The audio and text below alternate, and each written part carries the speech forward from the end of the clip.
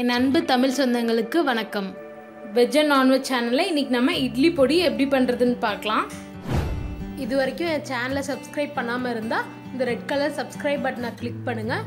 மறக்காமல் இந்த bell சிம்பிளையும் click பண்ணுங்கள். என் ரெசிபி உங்களை தேடி வரும்.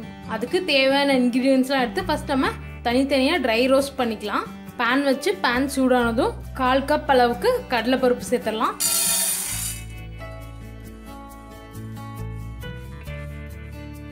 இது லைட்டாக செவந்து வர வரைக்கும் வறுத்துக்கலாம். அடுப்பை சிம்லியாக வச்சு வருங்க, இல்லைன்னா சீக்கிரமாக அது கலர் மாறிடும். பாருங்கள், பருப்பு லைட்டாக கலர் மாற ஆரம்பிச்சிருச்சு. பருப்புலேருந்து நல்ல வாசனையும் வர ஆரம்பிச்சிருச்சு. இப்போ இது ஒரு பிளேட்டுக்கு ட்ரான்ஸ்ஃபர் பண்ணிடலாம்.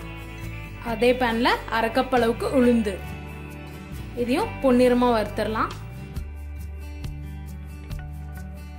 உளுத்த பருப்பும் லைட்டாக கலர் மாற ஆரம்பிச்சிருச்சு.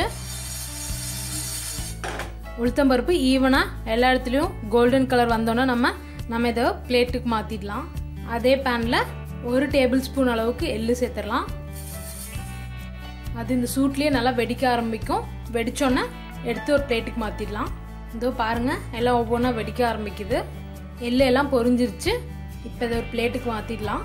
காரத்துக்கு ஏற்ற மாதிரி மிளகாய் வத்தல் சேர்த்துடலாம். நான் ஒரு 10 மிளகாய் வத்தல் சேர்க்குறேன். நீங்கள் காஷ்மீரி ரெட் சில்லி இருந்து யூஸ் பண்ணிங்கன்னா இன்னுமே இட்லி பொடி நல்லா கலராக இருக்கும். ஜஸ்ட் 1 நிமிஷம் வதக்குனா போதும். மிளகாலேருந்து நெடி வர ஆரம்பிச்சிருச்சு. இப்போ இதையும் பிளேட்டுக்கு ட்ரான்ஸ்ஃபர் பண்ணிடலாம்.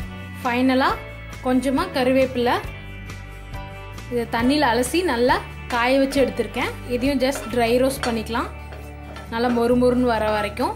கருவேப்பிலை பொடி சேர்க்குறது ஆப்ஷனல் தான், உங்களுக்கு விருப்பமாக இருந்தால் சேர்த்துக்கலாம். கருவேப்பிலை உங்களுக்கு எவ்வளோ வேணுமோ அவ்வளோ சேர்த்துக்கலாம். ரொம்பவே ஹெல்தி, அயன் கண்டென்ட் ரொம்ப ஜாஸ்தியாக இருக்குது. இதோ பாருங்கள், அவ்வளோதான், அப்படியே லைட்டாக மொறுமொறுன்னு வந்துடுச்சு. இப்போ நம்ம அடுப்பை ஆஃப் பண்ணிடலாம். இது கூட கொஞ்சமாக பெருங்காயத்தூள் சேர்த்துடலாம்.